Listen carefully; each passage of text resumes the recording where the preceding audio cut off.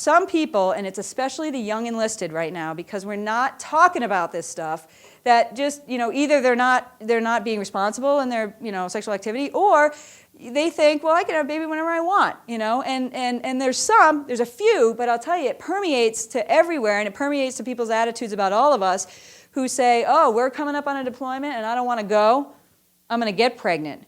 And it's that sort of, you can't legislate that, you can't punish it, and it's very few people. I mean, I'll tell you, it's very, very few people, but it's enough to piss everybody off, and it's enough to, excuse my language, but it's enough to cause a problem so that when I walk into my unit, they'll look at every woman and go, oh, are you going to be there and be reliable when we deploy, or are you not? So we all get lumped into this, problem. We also, on a case-by-case basis, allow women to get out of their commitment to the military if they become pregnant, which I think is just ludicrous. I mean, pregnancy is a temporary condition and parenthood is a permanent one. So, we've got people who, men and women who we need to work with to make sure they have people to take care of their children, especially single parents, when they're called to deploy.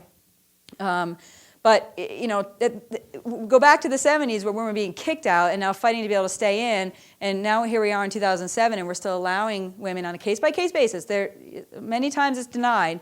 To get out of their military commitment because they're pregnant. We got to get past this stuff. I mean, from my view, some of these issues we're talking about now, they're holdovers to the 50s and 60s sort of wear the pantyhose and, get your lipstick and your M16 purse.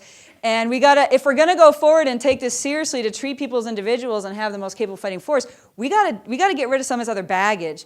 And stop, tiptoeing around some of these issues that are really affecting readiness. When women were less than 10% of the force and we had a Cold War force and we had a whole lot of people and we weren't deploying a lot, you could have some of these things happening, but we don't have time or extra slot for that right now. I mean, everybody needs to be a part of the fight.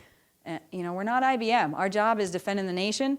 It's a serious business, and, you do lose some of your rights when you join the military, and we can't legislate that, but we can certainly have an attitude to make sure that we are inculcating people with a culture of we treat each other with equal respect, we treat each other as teammates whose lives are in each other's hands, we're not sexual objects to each other, and we're certainly not going to get out of our commitments and use some sort of double standard in order to find a loophole to get out of your service. Go work at Walmart if you want to do that.